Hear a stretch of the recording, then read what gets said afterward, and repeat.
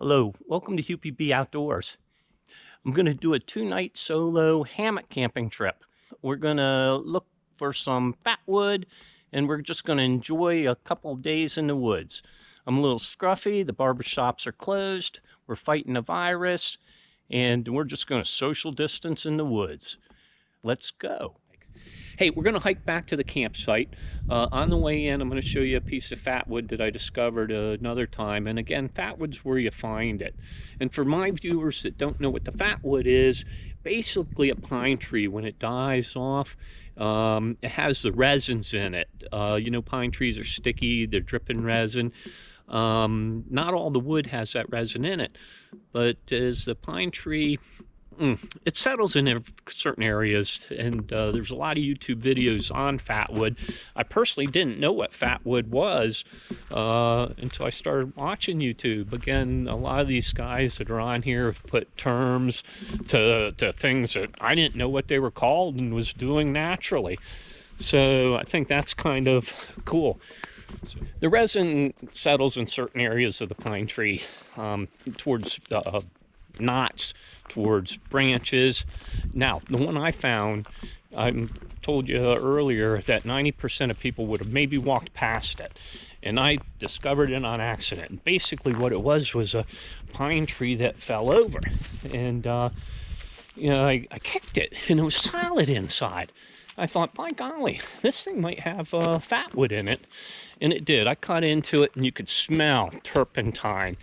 And that's what turpentine was originally made out of, natural materials. A lot of our medicines come from natural materials. A lot of the things and chemicals that we use come from natural materials.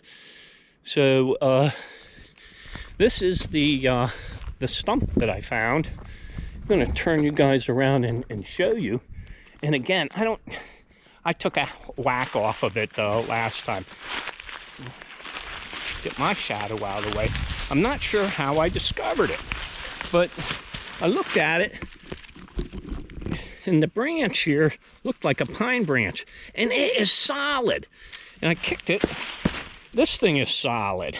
So I'm gonna cut an end off and show you guys, and we'll take it back to the campsite and process it. I've got the Silky Gum Boy.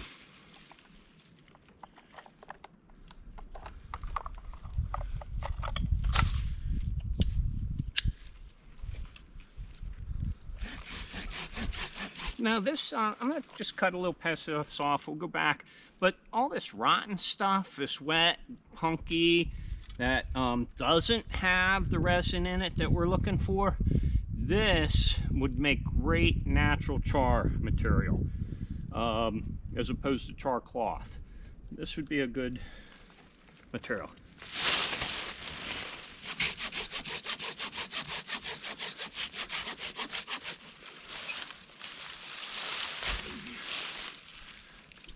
I'm cutting into a knot. Knots are always difficult to cut into.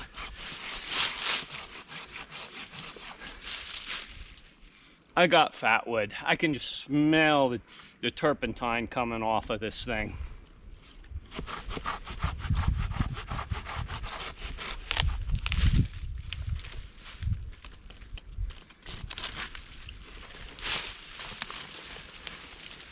You see that dark red color? This end that was exposed, the air is dried out. It smells like turpentine. This is fatwood. By taking and shaving it down, I gotta get rid of all this punky stuff. And again, this would make great char material. In fact, I might throw a little bit in my haversack. We'll come back to this. Okay guys, I took that little piece of fatwood we just cut a little bit earlier. Again, you can see all the dark red in it. Some parts of it's got more resin than others, but all these dark rings, that's why the center of the tree didn't rot like the outside did. It's just so full of resin. And you can still see the punky stuff on the outside.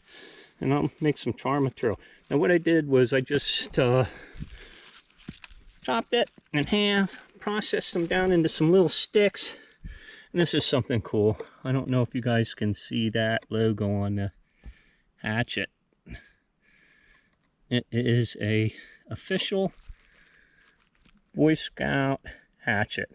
Kind of a cool little collectible made by Plum. Plum's a hatchet, has been a hatchet manufacturer for years. And I think this is probably around 1950 era. Now what I'll do is I'll take one of my little fatwood sticks and with the back of my knife just scrape it and make a bunch of filings. And I'm not going to light the fire yet, but I'm just going to go ahead and prepare that a little bit.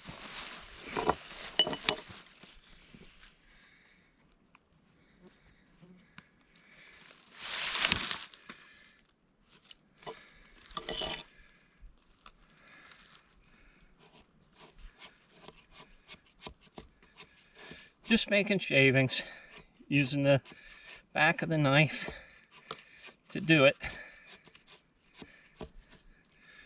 Ooh.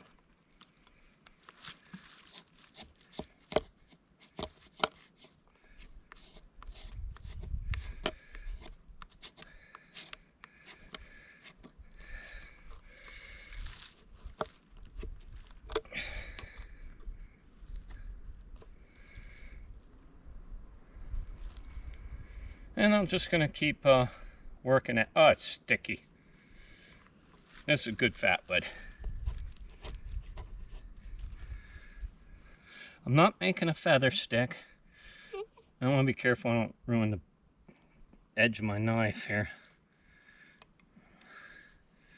I'm just trying to get them shavings.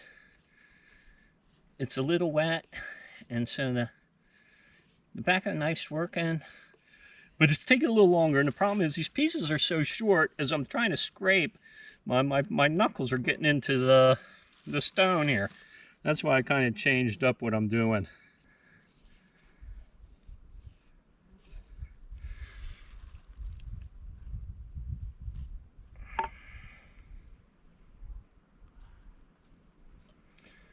I'm 100 meters off of the trail. I can hear some hikers on it. This place really is like a ghost town during the week, I think I mentioned before. And this is Saturday, but with everybody on a lockdown, they got cabin fever, and everybody is out. I ran into one lady walking a Tennessee Walker coon dog. And she had another one that was a mutt, but he looked a lot like a black and tan. I think he had some coon dog in him. And, oh, I'm knocking my shavings all over. I think if I'd have been cooking steak in camp earlier, that fellow would have came right in for a visit. She's got a GPS on him. Sometimes she has to leave the woods without him. He comes home later on his own. That would be an outdoor dog.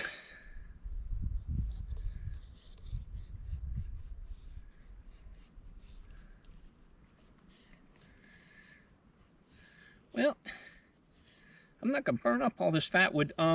That same tree, I discovered it earlier, I'd shared with you guys. I probably got a lifetime of fatwood at home. And I'm very thankful for the fire starter I had last night. I could have got a fire going without it, but I'd probably been working another 20-30 minutes at it. I'm probably going to make these shavings, and I'm going to strike my flint, or not flint, ferro rod into it when we get ready to make the fire. I'll use a little bit of this as kindling. I'll get some real kindling, or I should say some other kindling, non-resinous kindling that I'd normally get. And I'm going to save some of this, was my point. I'm going to use some of it for kindling, and I'm going to save some of it, and then I'll have it for the next time. I'll probably take and trim the pieces down just a little bit more. I've got a pouch on my knife sheath. I'll probably throw a little bit of fatwood into it. Okay. I'm just going to keep processing this wood, and I'll bring you guys back in a little bit. You see, we've got our firewood, our mediums, our smalls, and then our fatwood shavings, fatwood scrapings, fat wood shavings, and then fat wood.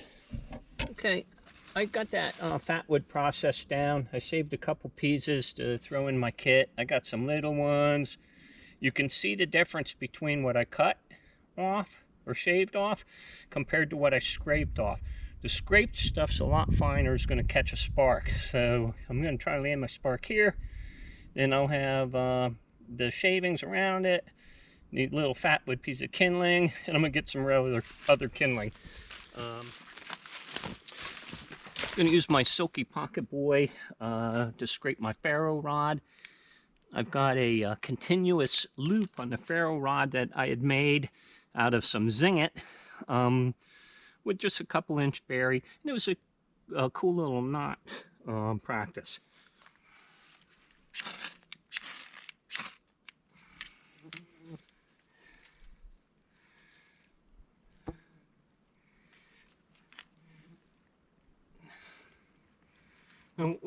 Oh, you can smell it. It's turpentine. And if we look a little bit, I don't know if we'll see it. There's some white smoke coming off of there. I don't know if the camera will pick it up, but there's some black smoke as well.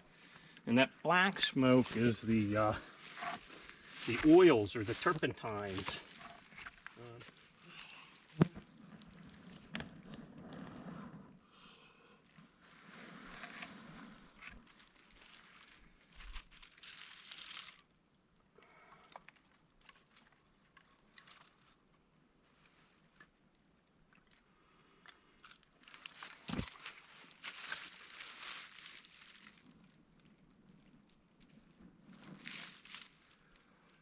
Well, even with fat wood, you have to be careful and tend this baby and nurture it. The woods is still wet from yesterday. It felt dry, it snapped nicely, but I can very clearly hear it steaming and hissing and spitting. These are some of the outside larger pieces. I don't know how these are going to burn. I'm looking forward to them. I think I'm careful. I mean, you can still smother this fire if you start loading it up, but I'm going to be okay now with it. I'm just going to add my mediums. I'm not going to add this hardwood first. Some of this stuff that's a little bit thinner, smaller than my wrist, I'm going to add a bunch of that on. That's what I'm going to make my coals on. And then when we have a sustained fire for later, while we're enjoying our steak, then I'll put these bigger pieces on. I'll bring you back when the fire's built up.